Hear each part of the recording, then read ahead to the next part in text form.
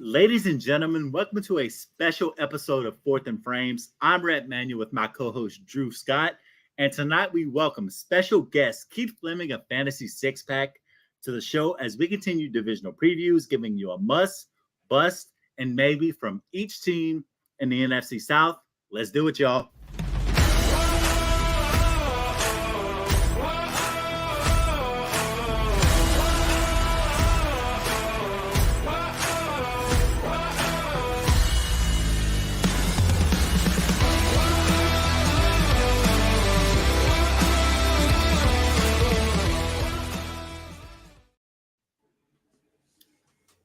And thank you again tonight for hanging out with us, whether you're on YouTube, Twitter, wherever that is. We appreciate you as always. And joining us tonight is a self-described borderline degenerate gambler, a stat lover, and professional wrestling junkie in the process. He's out here making you tons of money in DFS, golf, and football, and is a dear friend and collaborator with the Fantasy and Frames family, and a huge advocate for women creating content in the fantasy space. Mr. Keith Flemming, how are you tonight, brother? What's up, guys? Definitely Fantasy and Frames family forever. I did move this year over to Fantasy Six Pack, which honestly made me really sad because I love the guys here. But I told Jorge I will come on any Fantasy and Frame show anytime you guys need me. I don't even want to be considered a guest. I want to be considered that like second cousin, that you call on when you need them. But I really do love the content, the people that are involved in Fantasy and Frames. You guys are doing great work, and I'm happy to be here. Appreciate that. Thank you, man. And you did so much for us over such a long period of time. We just want to extend that appreciation and love for you and welcome you back with open arms, man. So you ready to get into this tonight with us? Yeah, I think I'm ready to talk about the Falcons. I'm getting there. NFC South, and you're doing it with the New Orleans Saints, guys. So, we should have a little clashing heads tonight. Should be a good time. Absolutely. So for our guests on Twitter and Facebook, you guys, if you feel like asking questions, asking us anything, letting us know your thoughts, go ahead and move over to YouTube to go ahead and ask us some questions and have some fun with this tonight. So you guys ready to get into this? Let's do it. Do it. As we've been doing this for a little while now, we have been doing a must, bust, and maybe player for every division in the NFL. And tonight is me and Keith's favorite, being the NFC South. So, of course, Keith, the floor is yours. You're an Atlanta Falcons guy, so we are going to start with them. We want you to go ahead and pop off for us. Give us your must player for the Atlanta Falcons. All right. I don't think it's really close in this division, potentially for all of football, for where I'm seeing him falling to. It's Kyle Pitts, ADP, tight end number 5, overall 67. I get it. It scares you. It scares me a little bit too after last year. I was riding the Pitts train going into the season. I did not completely think about what it meant that Marcus Mariota was going to be his quarterback. That's my bad. He got injured. That's the second thing. This dude is a generational talent. It's rare that every scout says this guy has it. They've said that, and he proved it his first year. I mean, if you look at it, he was the first rookie in decades to go over 1,000 yards receiving. He scored 8.8 points or more in standard leagues in 10 games his rookie season, had a 90% route percentage, and ran the 5th most routes of all time by a tight end as a rookie with a washed-up Matt Ryan. So we were all very excited going into last year, rightfully so. And then Marcus freaking Mariota happened. If you watch Falcons games, you understand how bad he was. If you didn't, you probably saw the fantasy points he was scoring, the fact that we were actually had a decent record. Our offense was good, and they're going, it wasn't Marcus. It was Marcus Mariota. 24% of his passes last year were considered bad passes, basically uncatchable by our team. The biggest thing you need to know is in the games that Mariota started, Falcons averaged 23 pass attempts per. When they went to a rookie that they drafted in the 3rd round, they started throwing it 29 times per. So just having a rookie quarterback who had no previous action, they're like, yeah, we're going to throw it more because we trust this guy more than Marcus Mariota. Having said all that, last year, it wasn't as bad as you think. He still saw 88.7% for his route percentage. That would have been top 24 in the league, receivers and tight ends. He was first in target rate for tight ends, second in target share. This is what's to me is just crazy. He was first in deep targets, fifth in air yards, first in unrealized air yards. He played 10 and a half games. So the issue was getting him the ball. It was not actually Kyle Pitts is not the guy we think he is. And I think the fact that now you got Bijan Robinson, who is going to be a difference maker. Obviously, you got Tyler Algier. They're talking about moving Cordell Patterson all over the place. We have Drake London emerge. I don't think defense is going to be able to zone in on them like they did last year. And most importantly, we have a quarterback who can throw it to them. Finally, and I know this a lot, but it's my Falcons. I love them.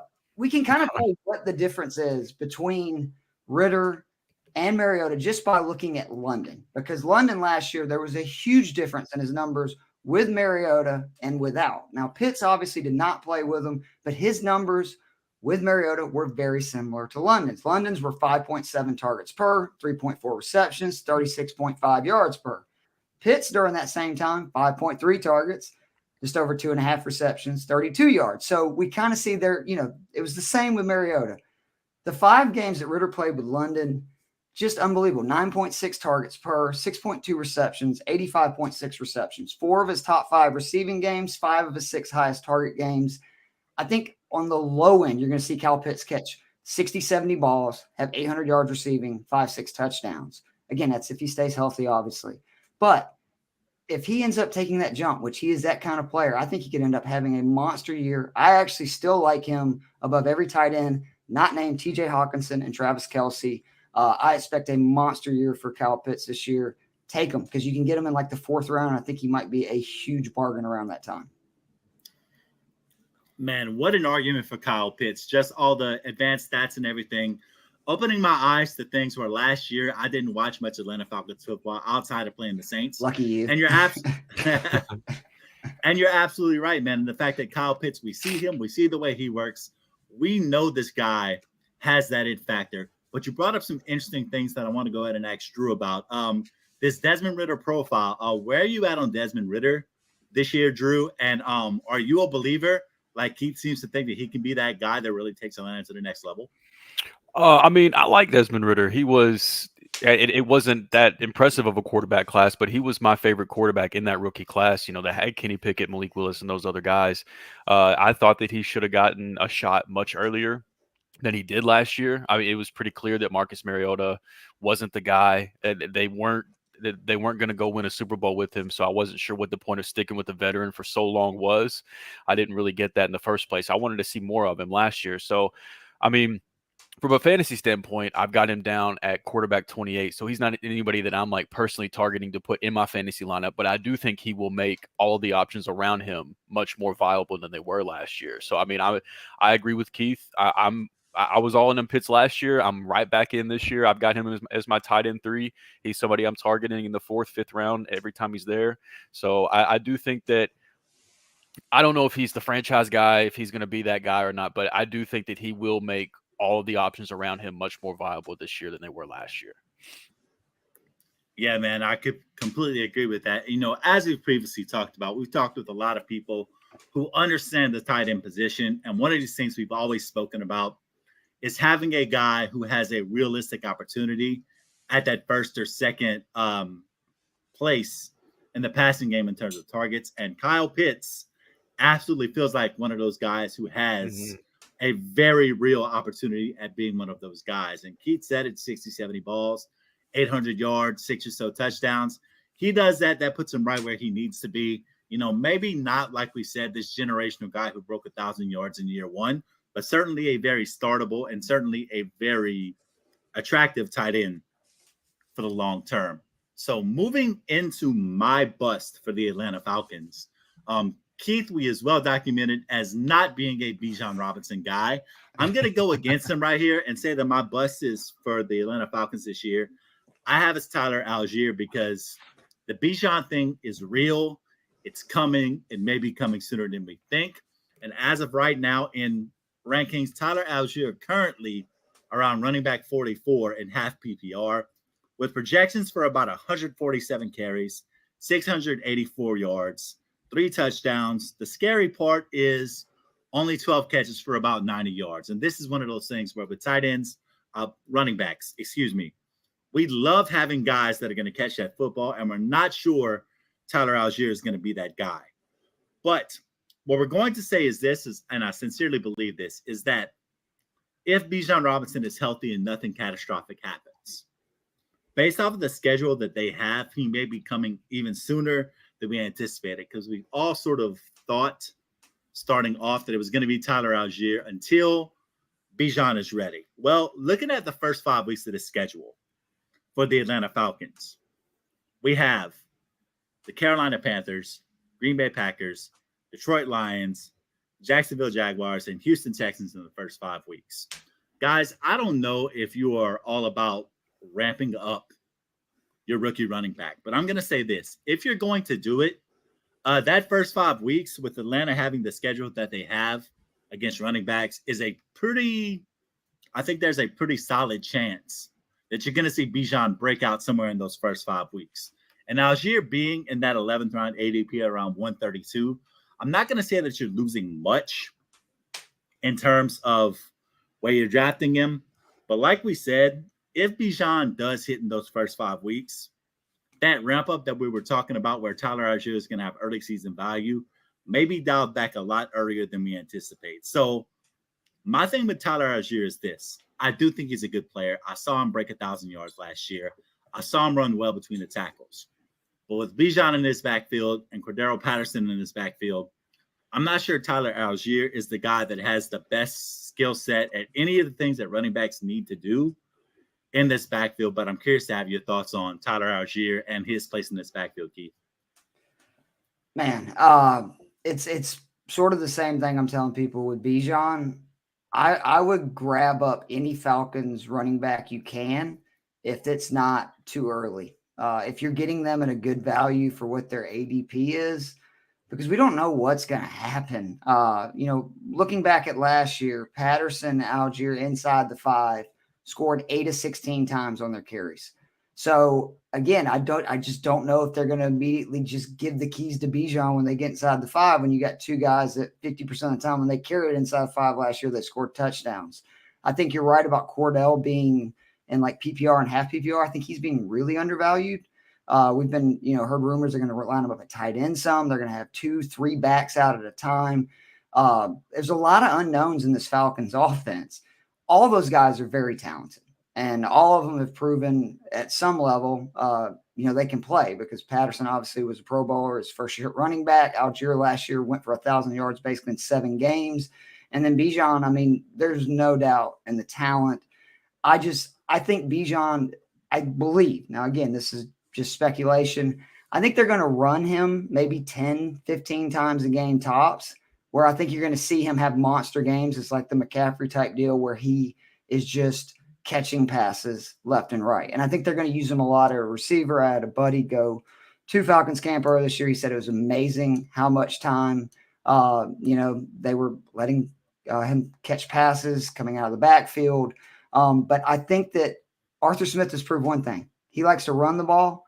Since he's been in Atlanta, I think he kind of learned from Derrick Henry, maybe wearing him down a little bit. They have spread the rock out. Even, that first year, I didn't understand why Patterson wasn't getting the ball more, right? When he was a Pro Bowler, I just think he knows if you give too many carries to any back, you're going to kind of wear them down. It's more like they get banged up. And I really think this is going to be a 3-headed monster that, unless you're drafting them way above their ADP, I don't think it's going to necessarily be a bad pick. I'm more confident in the Falcons running game than I am in passing, even with all those things I just said about Kyle Pitts. Yeah, if you had to put a gun to your head right now and predict that snap share between those 3 backs, what are we looking at? Obviously, I think that you're going to see Bijan get a majority. So I would say if you're splitting a pie, let's say 50% to Bijan, maybe 25 Patterson, 25 Algier. I don't understand how you can not give Algier significant snaps with the way he ran down the stretch when we had, I got to remind people, a rookie quarterback, Drake London, and then other receivers that are my size out there. Literally guys that were like 5'8", 5'9", and he's running for 100 yards, 100 yards, 100 yards, and very effectively. I really think they're just going to kind of keep the hot hand, do that kind of deal. They did it a lot last year actually when Patterson first went out with Caleb Huntley, which I know people were like, what the hell is going on? Where Algier had a great first couple of series. Then Caleb Huntley came in and started thrashing. I think it was like the Bears or the Chargers during the middle of the season. I think you're going to see a lot of that this year. The key is going to be, can they throw the ball? I think Ritter can, but obviously that's the scary point. But I think the rush attack is going to be as strong. They got 2,800 yards last year, and now they have, added Bijan Robinson. Yeah, no big deal. 2,800 yards, and then you add the most talented running back in a long time, definitely since Saquon Barkley in the NFL draft. So we have a must with Kyle Pitts, a bust in Tyler Algier. Drew Scott, go ahead and give us a maybe for the Atlanta Falcons. Before I do that, I have to at least get it on record. I do agree with Keith in saying that you have to basically, just because it is an unknown, you have to go with what you believe what this offense is going to be, because none of us can predict the future. If you think it's going to be a 50% Bijan, 20% somebody else, 20% somebody else, then Bijan's being overdrafted right now. But I've got Bijan as my running back 3, my 7th player overall. I'm in the camp that I think that Tyler Algier's success had just as much to do with his talent as it did how good of a running scheme Arthur Smith is able to develop. And so I think if you put a day 3 running back like Tyler Algier back there and he has that kind of success, I just think that it's going to get even better once you put the word gets thrown on a lot, but I believe he is a generational running back in Bijan Robinson. Whenever and something that, Keith, I know you weren't very happy about it. You had a kind of a viral video after the NFL draft whenever they took a running back that high, but I would just be shocked if they took a running back as high as they did and then didn't just give him the keys. I think that he will be one of the few workhorse running backs in the league next year. If I had to guess, I would think it would be like a 65% snap share going toward Bijan to start the year. And then even going, maybe even up to 70% as the year goes on. I'm in on Bijan being a workhorse next year. So I have no problem where he's going. But if you don't, if you're out there drafting and you don't think that that's going to be the outcome, don't take him where he's going right now, because he's going to be overdrafted if you end up being right. So Keith's right, though. You have to just figure out what you believe the offense is going to be, because there's no way for us to know. So for me, the maybe is Drake London, and it shouldn't be much of a secret of how much I love Drake London at this point. I've already done the dynasty target profile on him this offseason. I've got him as my wide receiver 21 for redraft right now this season compared to his wide receiver 26 ADP. He's a maybe for me only because of the concerns around the offense, but apparently I'm not as worried about that as the rest of the fantasy community is based on my ranking versus his ADP. Keith already alluded to this, but Mariota, he was only averaging 23 pass attempts a game last year, but in just the 4 starts Ritter got at the end of the year, that number jumped up to 29 pass attempts a game. And while that might not be a humongous difference, it was enough for them to go from being the 31st team in pass attempts to being around 23rd, 24th in pass attempts per game. So it was a decent increase, and something to where I would think we would at least see similar numbers now that Ritter's had an entire offseason to prepare. And so whenever it comes to Drake London, I'm really just betting on his talent. Last year, London and fellow rookie Chris Olave, who I'll be talking about a little bit later, joined 4 other receivers that have put up a 25% target share in their rookie year, which were Justin Jefferson, OBJ, Mike Evans, and Kelvin Benjamin. So let's just ignore that last name, but pretty good company overall, though. And he's also one of only 7 receivers over the last 10 years to average 2+ yards per route run in the past 10 years. And that number went up to over 3 yards per route run in the games that Desmond Ritter was the quarterback. So, the offense might be a mystery, but I'm trusting the talent with Drake London, and I'm gladly taking him at ADP right now this year. All right, so let's just go ahead and ask the question. Keith, you got to take one of these pass catchers, Kyle Pitts or Drake London?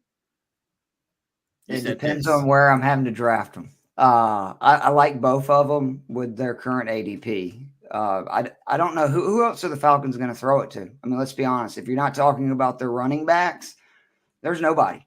And because of that, and the fact that we saw how peppered London was with targets in the game with Ritter, I really think that that's what the goal is going to be this year. Is they're going to pound the rock and then play action to Drake and Pitts, and it's going to be really effective because those guys are huge weapons. I mean, if you're a young quarterback, what else would you want than 2 guys that are both 6'5"? If you're asking me gun to my head, who has a better year, I'd probably say the safer pick, if you're just talking about like a PPR where receptions, everything count, it's London. But again, I would gladly take either one of them to where their current ADP is right now all day long, because I think Falcons offense is going to be sneaky good.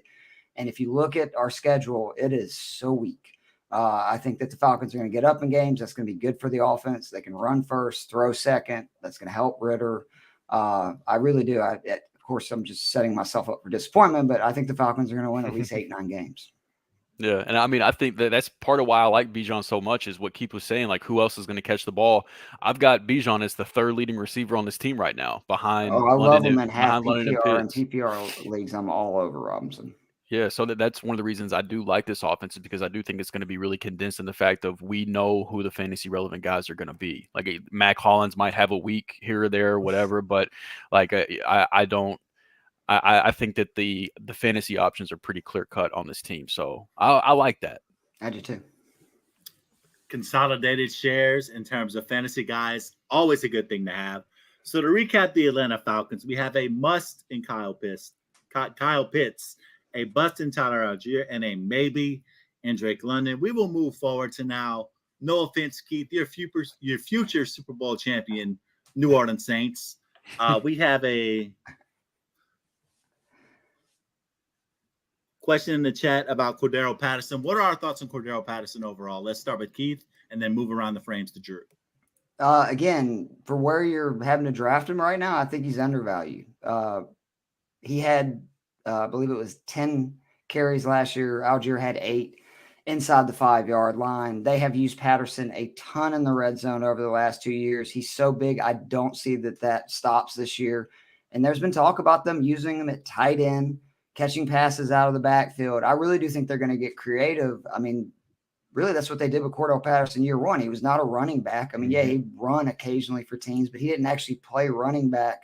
I really think Arthur Smith's looking around, okay, now I've got Bijan Robinson, Drake London, and Kyle Pitts lining up. If I put Cordell Patterson in a place that the defense is not used to seeing, it's going to create a real mismatch. I love Patterson at his current ADP. And again, you're an injury from Robinson or Algier away from having a offense that ran for 2,800 yards last year without B.J. Robinson. Having a guy in Cordell Patterson, I think, has scored like 19 touchdowns the last 2 years. So it's kind of a win-win deal. Yeah, for me, I mean, it's tough because it would be tough for me to be as in on Bijan as I am and then find a path for Patterson too, because I think that Algier is going to be the backup. Like I agree with Rhett's bust choice of Algier, because with me being as high on Bijan as I am, I don't think Algier has standalone value, but I do think he's probably the most valuable handcuff in fantasy football drafts. But then, I think that we just talked about, I think there's 2 clear passing options at wide receiver, one at wide receiver, one at tight end. I think Bijan is going to be third in target. So I can't really find a path for him in rushing attempts. I can't really find a path for him in targets. So I think he's more so just the odd man out unless an injury happens. But the beautiful thing about Cordell Patterson is he's absolutely free right now. So there's no risk in taking him. Take him with the last pick in your draft, let him sit on your bench, and go watch week 1 and see what ends up shaking out. Maybe we're completely wrong, and Cordell Patterson is the next guy up behind Bijan, and maybe they use him. Rant about taking Bijan or Robinson, just right. Yeah, so maybe he just gets goal line looks. Like again, you never know. So with a guy like Patterson that's completely free, just take him with your last pick. Watch week 1, see what happens, and if he's useless, then just cut him. Fair enough. So. And that was the Atlanta Falcons. We're going to go ahead and move. I know I got so excited talking about our future Super Bowl champions. I thought you were talking about the Carolina Panthers. Yeah, we're actually talking about the Carolina Panthers. Who knows what happens with them? Let's go ahead and talk about what must with the Carolina Panthers. And, of course, the obvious choice for that has to be Miles Sanders, right? Comes in this offseason, signs a 4-year, $24 million contract, presumably to be their go-to guy in what is a rebuilding offense. Currently going in the early 5th round, and as the 9th running back 19 and half PPR leagues, and is stepping into a plush spot like we talked about, being the presumed RB1 in that rebuild. Has a rookie quarterback with some hit or miss weapons on the outside. Adam Thielen hasn't been relevant. He's probably past his best. DJ Chark, we haven't seen him come around in the last couple of years. Terrace Marshall hasn't really lived up to that billing. We don't know who Jonathan Mingo is yet. So that leaves us with Hayden Hurst, who has been a so-so tight end over the years, and Miles Sanders, who's probably the most established guy who is in his prime in this offense. So he projects this year for a little over 1,000 yards, 6 receptions, 30 touchdowns, and 30 receptions, 6 touchdowns. And the thing about Miles Sanders is this that we seem to overlook is that he is a career 5-yard per carry guy on the ground. I know it's in Philadelphia. I know they're in the RPO heavy stuff, but nonetheless, this is a guy that has always been able to get to his spots and always been able to make things happen. And he is stepping into an offense that nearly produced a 1,000-yard rusher last year in Deontay Foreman, and an underrated offensive line with a pair of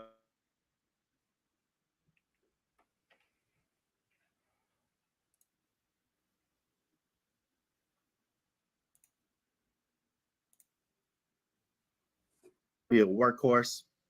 And he really, for me, feels like the safest Panther to draft in this situation.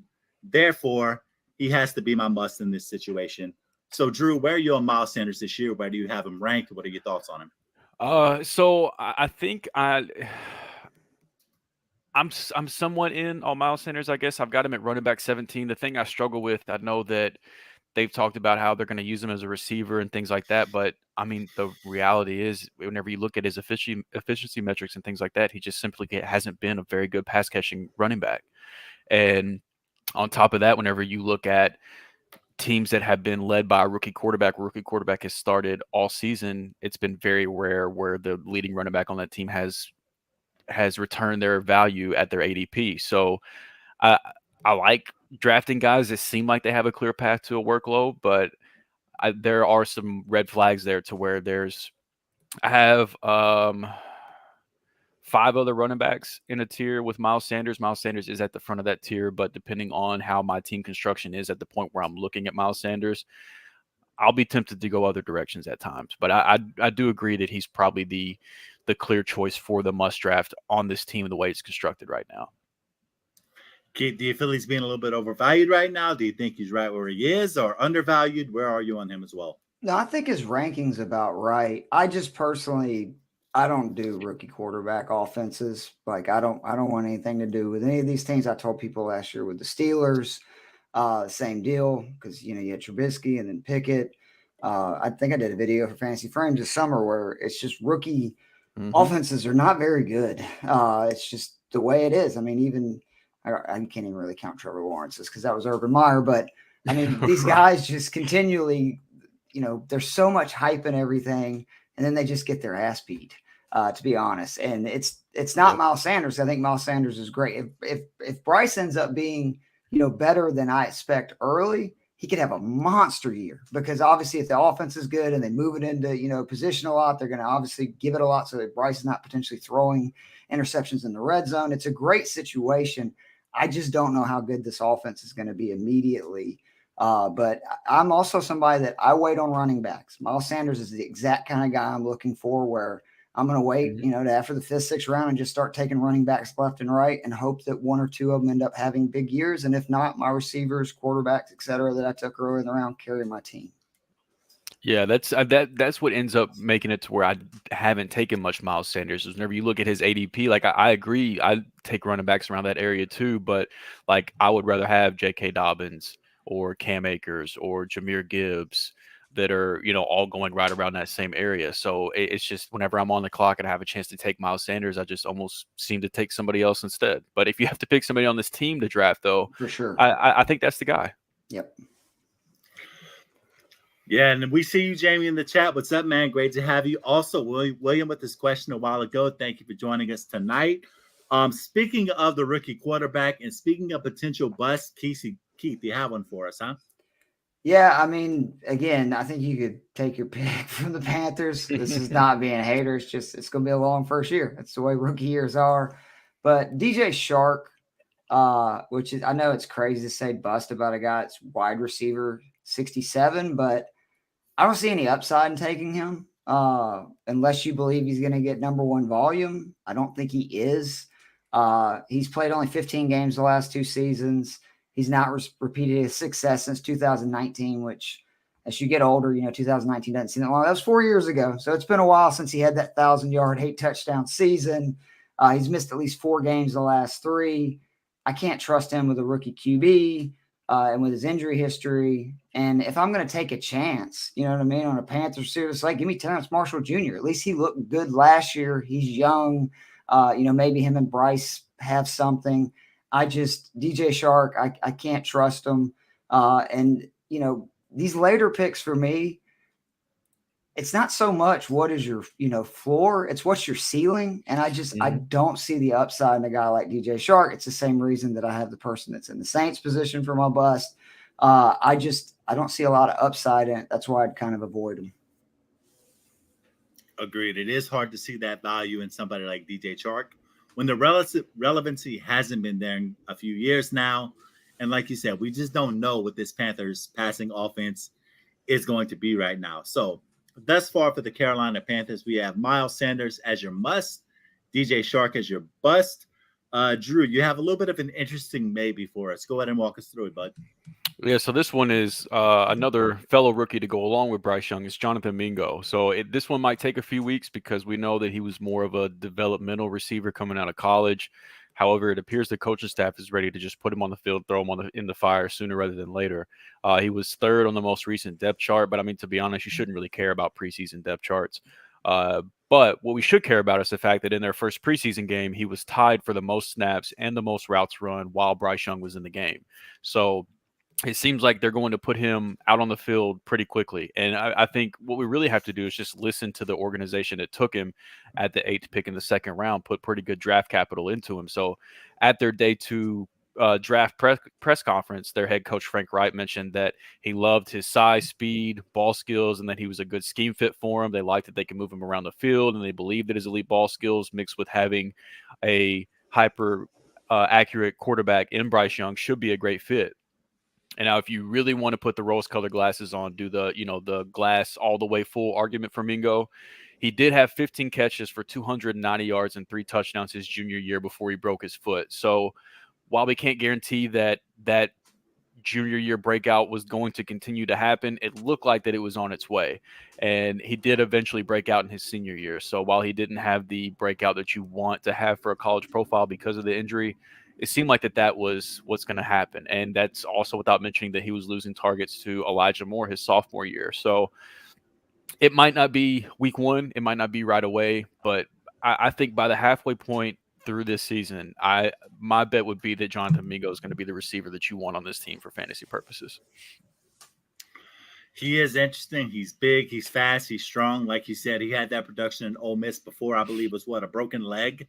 His junior year that kind of sidelined him. Yeah. So senior year finally has that breakout year. An interesting player, but like we said with Carolina, it's kind of hard to know what exactly that's going to look like in the long term this season. But to recap, our must this year, we have Miles Sanders, our bust, DJ Chark, and our maybe being Jonathan Mingo. That wraps us on the Carolina Panthers. And for our viewers and listeners out there tonight, please remember to like our stream, subscribe to the channel, ring that notification bell. Don't forget us on Twitter. Give us those follows. Rate and review our podcast. And don't forget to visit fantasyandframes.com for all our latest content, all our other podcasts, Shoot the Gap, Best Ball Show. A lot of things going on every week. We are always busy, always active, always trying to give you the latest and greatest in fantasy content. So with that said, guys, let's go ahead and move into a team that is actively in a rebuild after Tom Brady's retirement. Of course, we're talking about the Tampa Bay Bucks. And I was tasked with giving us the must. So I'm just going to go ahead and give us the guy that feels like the safest guy in that backfield. And that is Rachaad White. Looking at the preseason. I thought you were going to say Sean Tucker. Oh. Sorry, I had to throw it in there. I'm sorry. As much as I would love to for you, Drew, we are not doing Sean Tucker tonight. But let's just go ahead and let's talk about getting in now on Rachaad White. Because as we know, teams who value guys tend to sit them out in that first preseason game. And Rachaad White did not play in the first preseason game for the Tampa Bay Buccaneers. So that tells us all we need to know about his standing and his role in this offense this year. Currently, Nate Janke at PFF has him as his running back 22. He's also my current running back 22. And look, I know we looked at him last year and we said he only averaged 3.7 yards per carry, but we need to look at this. And the fact that last year, in only a 39.3% snap share, Rachaad White had 50 receptions in that short amount of time last year. So that pass catching upside that we love in half and full PPR formats is going to be continue to be a thing with Rachaad White this year. And I don't know if you guys noticed this. Have you guys heard any positive buzz about the Tampa Bay Buccaneers quarterback situation here in the preseason? Drew? I'm making it up for my own amusement. I'm saying Baker's going to have a monster year. I don't really believe it, but I just like to say stuff like that, see how people react. So Keith saying that is the first positive news I've heard about the Tampa Bay Buccaneers quarterback so far. Sorry, Gator. I mean, what we haven't heard is that Kyle Trask is him, and that's fine. But what I'm going to tell you guys is this, is that Rachaad White is a very good candidate to move from that 40% snap share up to a very good, possibly 60% situation this year, with his backups being guys like Keyshawn Vaughn currently being the leader in the clubhouse as of right now. And I don't know if, also Keyshawn Vaughn, I don't know if you guys realize this, not great. So those quarterback issues we have should lead to quite a bit of checkdowns for Rachaad White this year. And those 50 catches with that presumed upgrade in snap shares, guys, I don't think I'm outlandish in believing that Rachaad White is a possibility to have 70 catches this year out of the backfield, which would hugely up his value and possibly have him outperform that running back 22 situation that he's currently in. And we forget about this with Tampa, but they still have one of the best tackles in the game in Tristan Wirfs. So that offensive line is going to be a constant and will still be there and should help him with that uptick in production.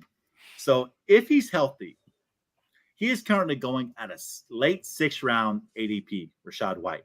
And if you're in a home league where people aren't doing their homework, you could possibly get him even later. He's a guy that I think is perfect for a 0 RB build. He's fast.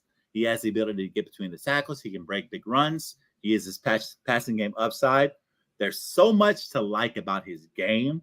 And the fact that he's doing it with a late 6th round ADP is a guy that I'm smashing in drafts if we had that possibility to get to him. Drew, where are you on him, and any other thoughts about this Tampa Bay backfield?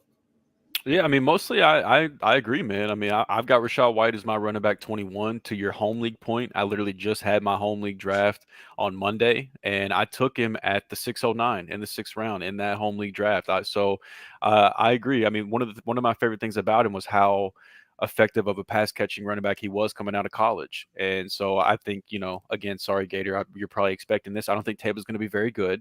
So I think there's going to be a lot of, playing catch-up situations, and I think there's going to be a lot of opportunities for Rachaad White to catch dump-offs. And so even if he wasn't a very efficient rusher last year, but I don't think that's where all of his fantasy value is going to come from, until Sean Tucker inevitably takes over this offense, and then all bets are off. But for the meantime, all jokes aside, I like Rachaad White where he's going right now. And for the record, Gator also said that they don't need a stinking quarterback this year. They're going to play out of the Wildcat exclusively. They're getting Caleb Williams next year, so why would they need a quarterback this year? Winless for Williams, baby. Let's do Arizona's getting Caleb Williams. They're going to have 2 shots at it when the Texans go 2-14. So it could be.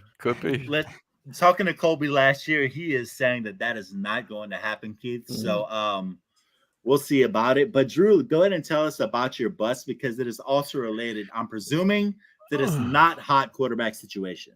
Yeah, this one might feel even worse than my Dameon Pierce bust call from last night, because I also whoa. You went bust on my boy Dameon Pierce? What? I did. He's going as running back 15 right now, man, and I just can't get behind that. He doesn't have the pass catching upside. It's not a great offense. I don't see the same situation last year though when he balled.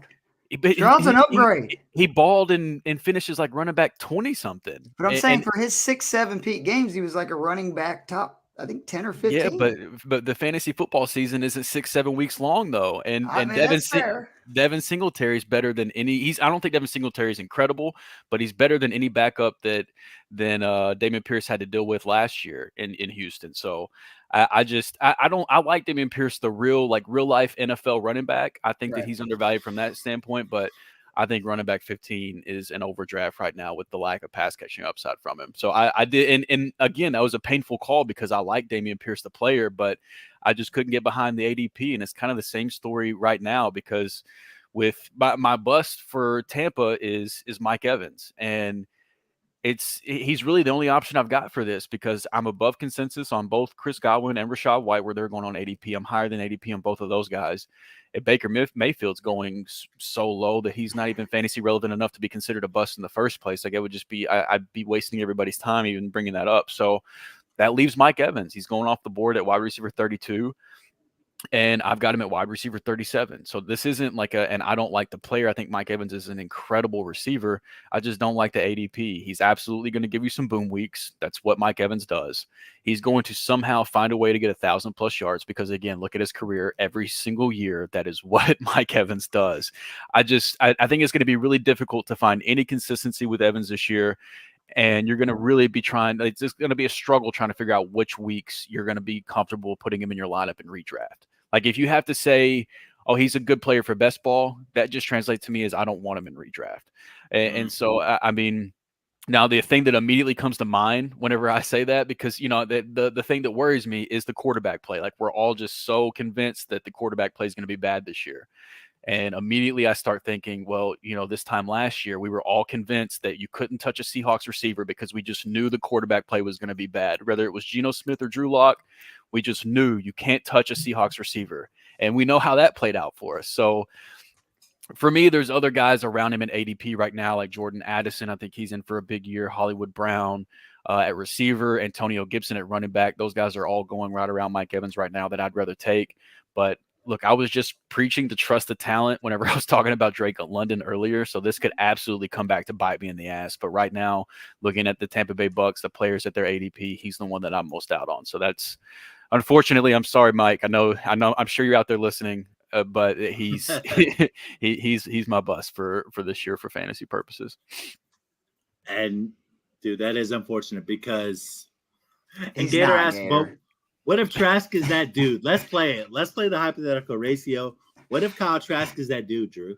Then the Mike Evans is being underdrafted. If Trask really is that dude, it's more likely Baker Mayfield is that dude. At least Baker Mayfield has shown us at some point that he was a productive NFL quarterback. Like, he's given us spurts. So, I mean, Mike Evans is an extremely talented receiver. So if he does get competent quarterback play, he's absolutely being underdrafted. My bet that I'm making, because you have to figure out what you believe. My belief is that there will be underwhelming quarterback play for Tampa this year. So I'm out on the less consistent receiver with Big Mike.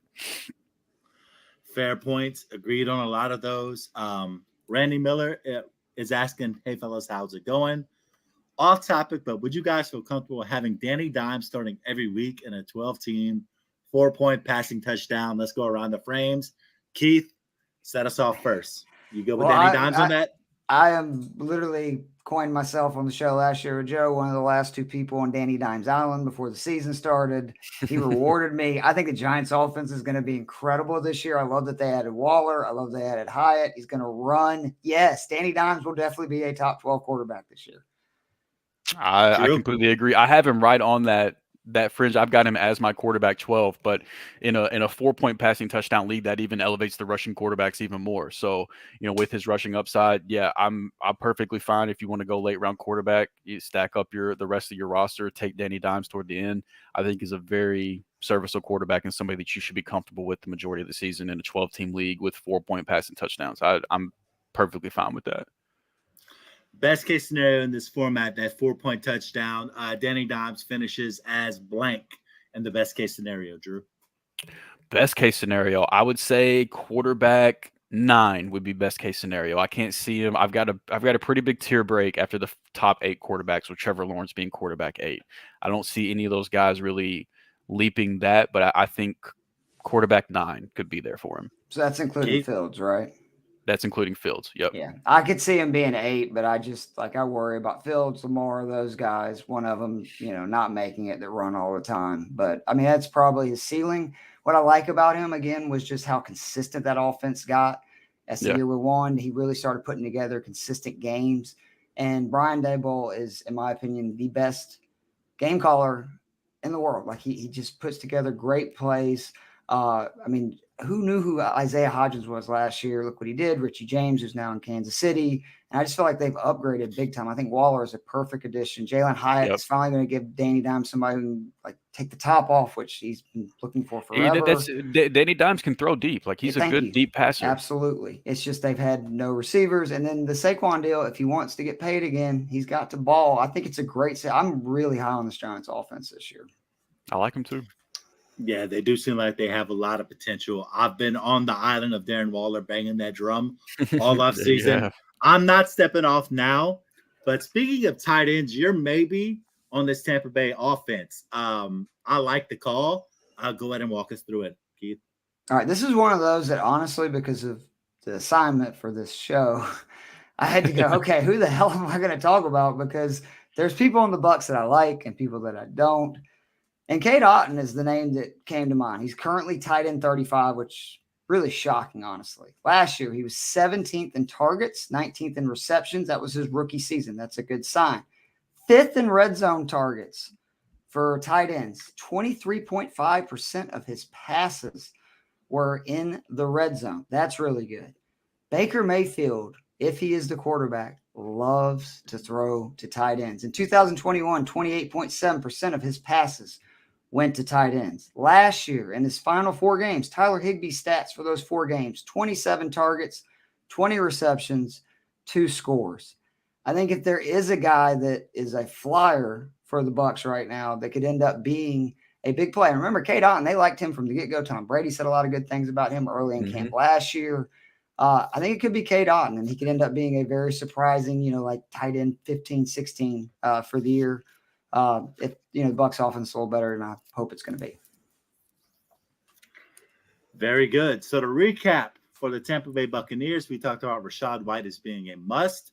Unfortunately, Mike Williams being a bust. Evans, yeah. And Cade Otton. Williams too.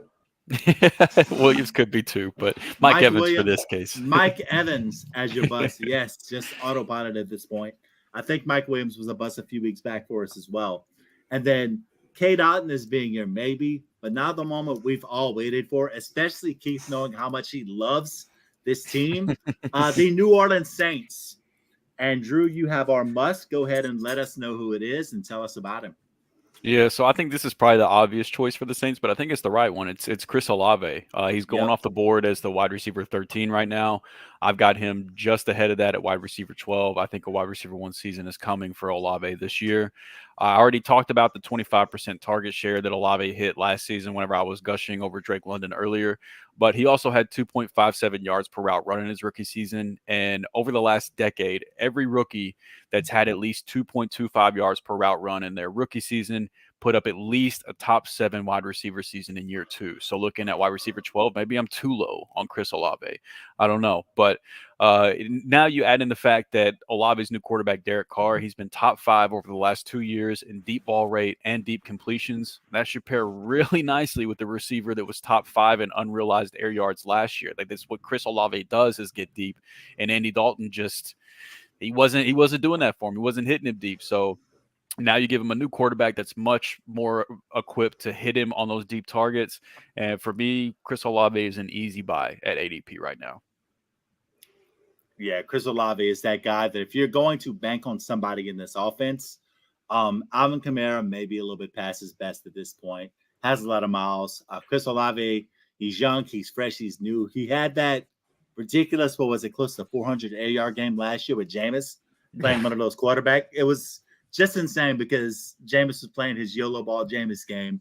But, he still parlayed that, and he showed he can run an entire route tree and end up with over 1,000 yards. Yeah, and also to that point, free Jameis Winston. He should be starting somewhere. Like he is not the 33rd best quarterback in the NFL. Arguably in New Orleans. Yeah, maybe. Yeah, he should at least last year. I know it's not going to happen this year now that they went and got Derek Carr, but Jameis Winston should be starting somewhere in the NFL right now. So just had to throw that in there. Free Jameis. Let's make that Tampa reunion happen. Forget it, because I know he's excited for it right now. That would be better than any other option they've got. Like, I promise you, Mike Evans would not be my bust if Jameis Winston was in Tampa right now. Absolutely not. Chucking and ducking with Jameis Winston, and not to mention, by all accounts, just the best teammate. Everybody around him loves him. Just a great locker room guy. I'm with you. Free Jameis. Let's have some fun. Let's let that man eat them dubs. Yes, sir. But let's talk about the guy who is going to replace both Andy Dalton and Jameis Winston last year. But Keith, you sound like you have some not too nice things to say about our best quarterback, huh? I mean, I don't like to hate on anybody, but I think Carr is in a very similar situation to Matt Ryan with Indy last year. If you look at by the numbers, it's not been good. He got Devontae Adams. He got this superstar receiver. Yeah, for fantasy purposes, Adams had an unbelievable year. But, man, Carr had a rough year last year. His current ADP is QB 22. He's averaged 22.8 touchdowns the last 5 seasons. His high was 27. I think that was 3 years ago, averaging around just over 4,000 yards, but he's only eclipsed 4,105 yards once in the last 5 seasons. It's, again, getting into – I don't see a lot of high ceiling with him. Like, I don't really understand what you're looking at. And if I'm going to take a quarterback in this range, I'm going to take somebody that I think's got a lot better chance to be, maybe a QB 12, 14, something like that. Carr's going to be around where he is, probably like in that 17 to 20 range. Last season, 20th in fantasy points per dropout, 30th in true completion percentage, 28th in deep ball completion percentage. It's my only word about Chris Olave. I do think he's going to get the volume, though it's not going to matter. He was 27th in red zone completion, 31st in clean pocket percentage. That's bad. 29th versus man, 25th versus zone, and that was with the 7th best protection in the NFL. That is not good because the Saints' offensive line, I know it's okay. It ain't the 7th best in the NFL. I see this being a lot like Matt Ryan's year in Indy, where I got sucked into it. And I'm going, well, Matt Ryan's a huge upgrade on what Indy had, and not looking at the whole picture of Ryan's numbers have been in decline, which is very similar to what Carr's have been. And he's actually going to a team that is not as talented on the offensive side of the ball.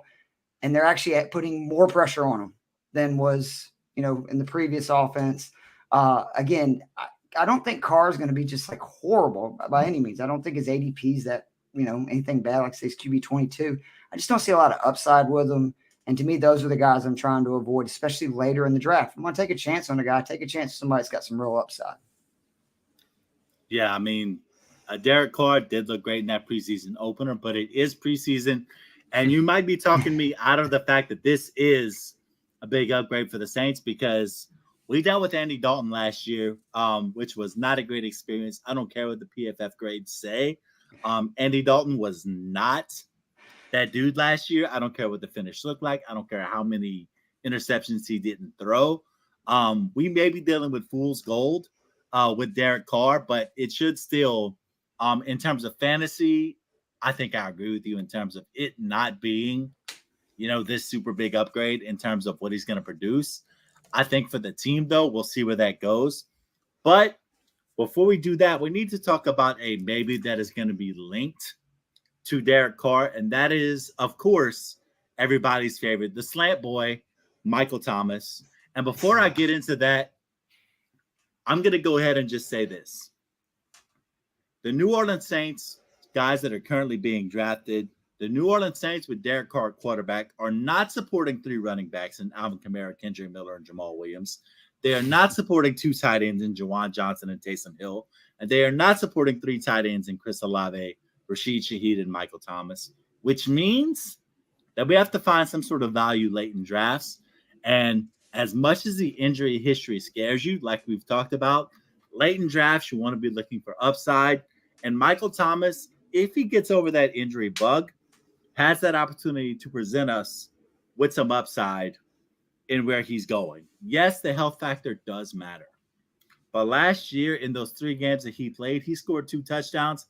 Actually looked pretty good against some pretty good cornerbacks. The thing that makes Michael Thomas appealing, as well as Chris Olave, according to Fantasy Pros, the Saints have the 2nd easiest wide receiver schedule in the league this year.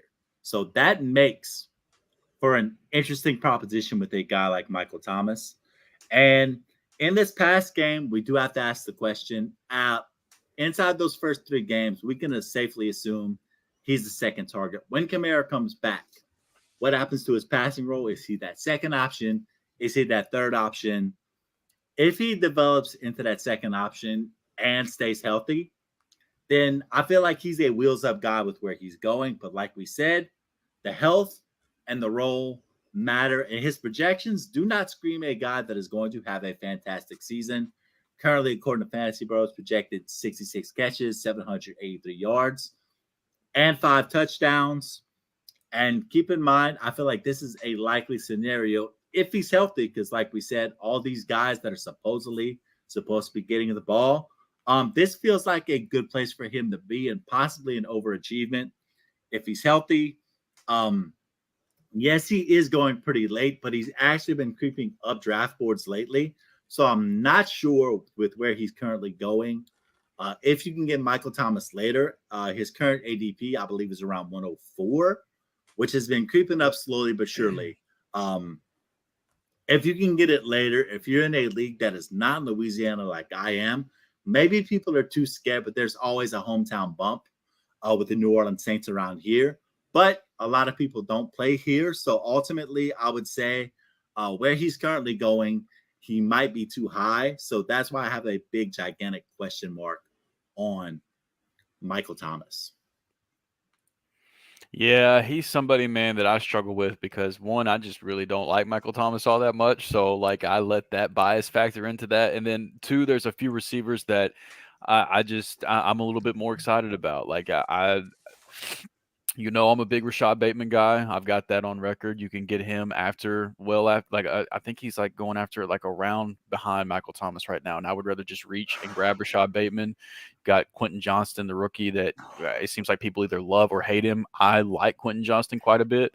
I would rather take him there. So there's just whatever I'm on the clock. If Michael Thomas is sitting there, I'm almost never taking him. It's a guy that I'm out on, but I get it though. I mean, he's a few years removed from breaking the all-time receptions record for a season. So I get the appeal, but he's a guy that I can't. I like to have fun whenever I play fantasy football, and it's just not fun for me to draft Michael Thomas. Do you think in like a perfect world, let's say everything does go well and the Saints offense is good, what is the difference in the target share between Olave and Thomas? And Thomas is healthy all year. So I still think Olave gets, crazy amount of targets this year. And I agree with that simply because I think you look at the athleticism and what he's offering. A lot of people coming out of college saw Olave and they weren't sure what he was going to be in terms of a complete route tree. Well, he showed the whole bag of tricks last year. Really He had the 400-yard air yard game where he was getting deep down the field.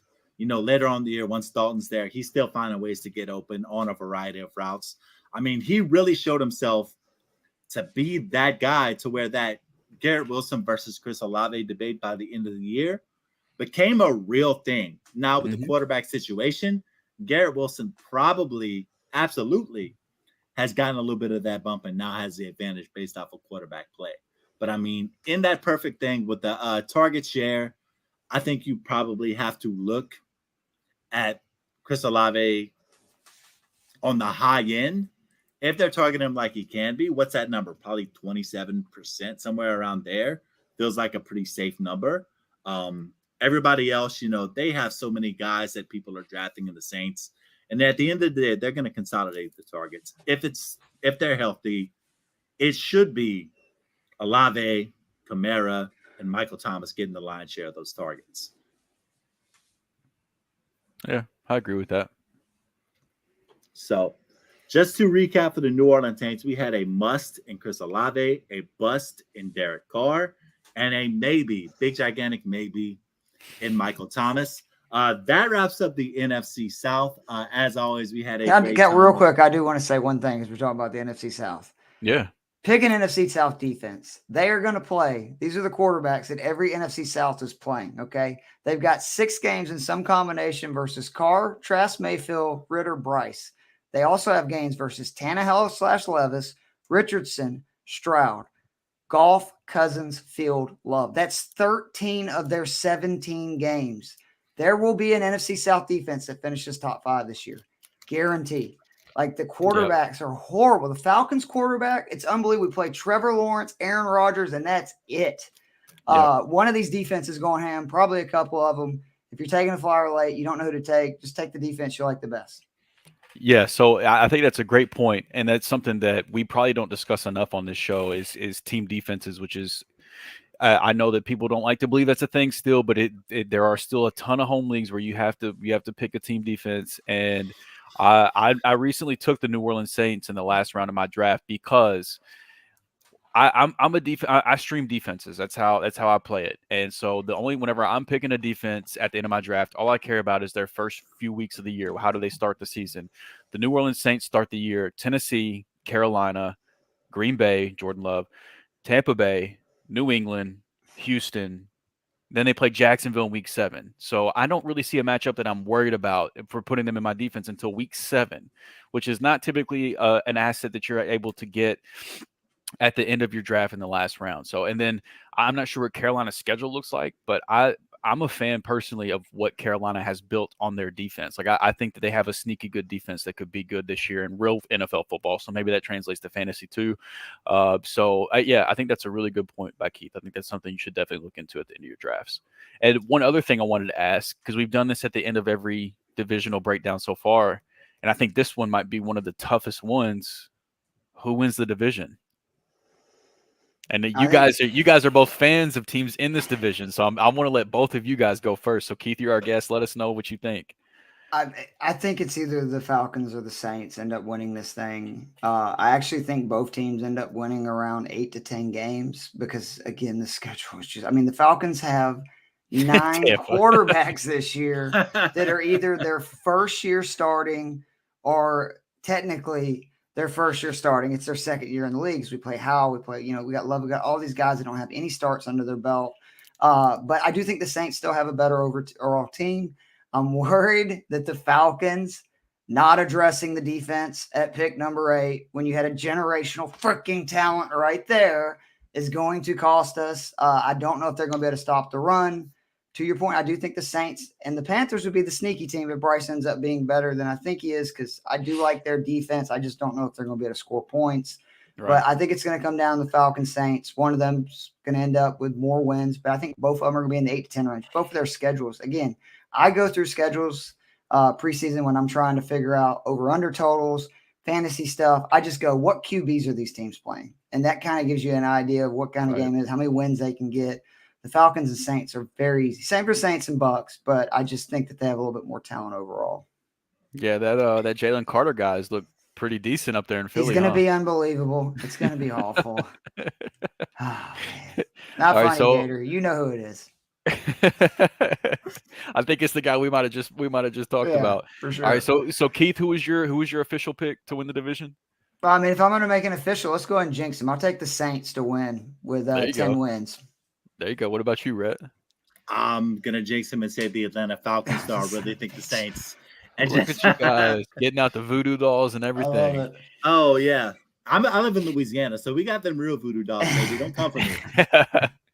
Yeah, I also want to jinx this team because I'm still reading people complaining on the internet about the defensive pass interference call that wasn't called against the Rams. Saints fans are still whining about it.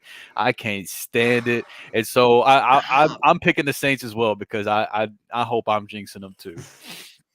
Dude, that's such a terrible call. And we're going to have to fight after we get off the air about this because it's bad. That's egregious. That was like a decade ago. Score. You know what would be even worse? The ball first, you know what would be even worse if you got the ball back afterwards and didn't do nothing with it. And then you got the ball again and still didn't do nothing with it. That would have been awful.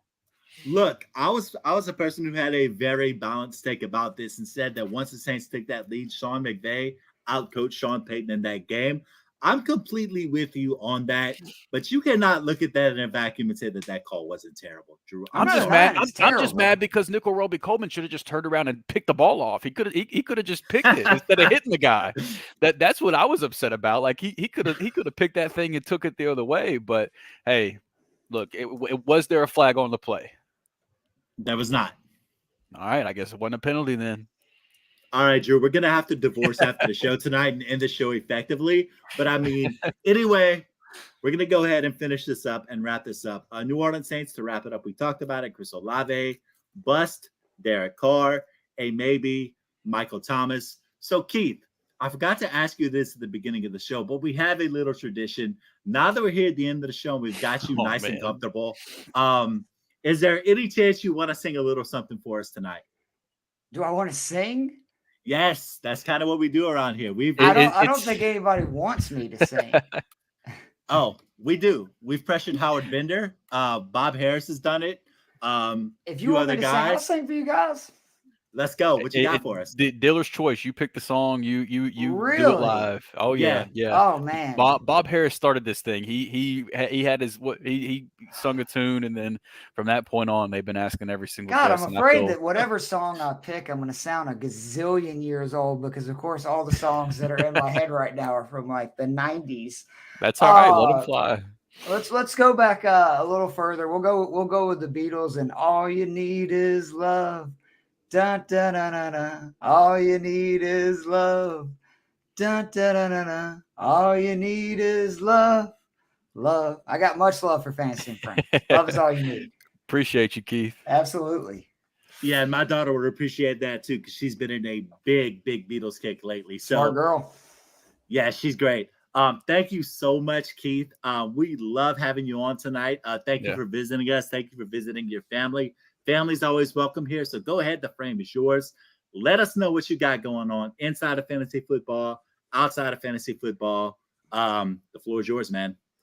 All right. We've got 2 weeks left in golf. I do a weekly column for Fantasy Six Pack where I give 10 plays and an official DraftKings lineup for DFS golf.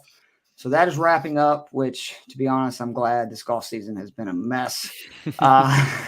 And for football, we're getting ready. We'll be announcing, I believe, this week that me and Joe have moved over there. We're going to be working underneath Chris Robin, who is taking over their DFS. He's better known as Detroit Beastie. And me and Joe are very excited to basically have our own show, but be able to learn under Chris and kind of hopefully soak up like a sponge some of his knowledge and energy because the dude is a maniac with his work schedule. And then on Wednesdays, you can find me on ESPN Northwest Florida Radio on the Inside Drive with Ryan Mulvey. Actually going to be there next week in studio Thursday and Friday leading up to the fantasy football draft for the radio station on Saturday. So Friday, we're going to talk a ton of fantasy football. So I will have my normal weekly spot Wednesday and then be in the studio. I know sometime Thursday and all day Friday. I know Bob Harris is going to call in Friday. We got a few other guests, including Zach Attack or FF Chalupa Batman. As I call him. So we are going to have some fun, get you ready for fantasy football season. And like I said, we'll be making an announcement exactly when our show will be, but it's gonna be the same thing that you guys came to hopefully know and love in Fantasy and Frames, where me and Joe are going to really hit the median bargain price tier guys. We don't worry about percentage owned. We're looking at giving you the best bang for your play, which are better cash games, 50-50s, smaller contests. I feel like that's where you can really win money because you're not competing against minefields of entries. Yep. So, but we will continue doing what we do. You guys keep doing what you're doing. You're doing a great job. And seriously, much love to Fantasy and Frames. And you guys, great show. We appreciate you, man. So that about does it for us tonight. Keep in mind, follow us on all social medias at Fantasy and Frames. Follow my boy Drew at Drew3MR. Our co-host who wasn't here tonight, Chris Battistel at FFChrisB. Our boy Keith Flemming at Keith Flemming doing his thing at Fantasy Six Pack. And myself, Rhett Manuel at R Manuel Sports. We thank you guys for joining us tonight. Y'all have a great night. Be blessed, and we out.